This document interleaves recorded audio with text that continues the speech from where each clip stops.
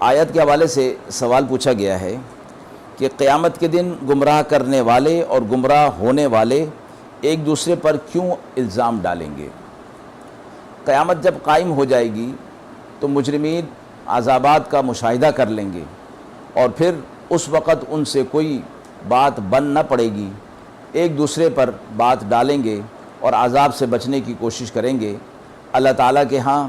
وہ اپنا یہ عذر پیش کریں گے کہ ہمیں فلاں نے گمراہ کیا، ہمیں فلاں نے گمراہ کیا،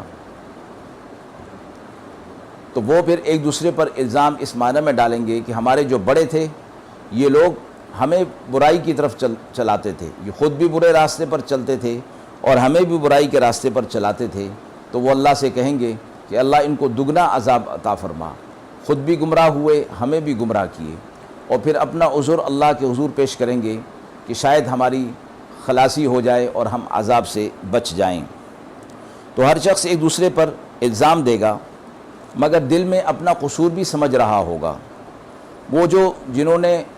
گمراہ کیا تھا خود بھی گمراہ ہوئے، اوروں کو بھی گمراہ کیا تھا، وہ کہیں گے کہ واقعی ہم نے تو ایسا کام کیا تھا کہ ہم خود بھی گمراہ تھے اور اوروں کو بھی اسی گمراہی پر لگا رکھتے تھے۔ اسی طرح وہ جو گمراہ ہو گئے تھے وہ بھی سمجھیں گے کہ اگرچہ ہم نے غلط راستہ اپنایا تھا لیکن آخر ہم اپنا نفع نقصان خود بھی تو سمجھ سکتے تھے،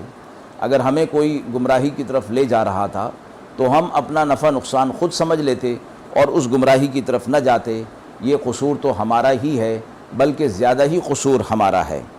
اور اسی پشیمانی اور حسرت میں وہ مبتلا رہیں گے یہاں تک کہ اللہ کی طرف سے فیصلہ ہو جائے گا اور انہیں عذاب کے اندر مبتلا کر دیا جائے گا۔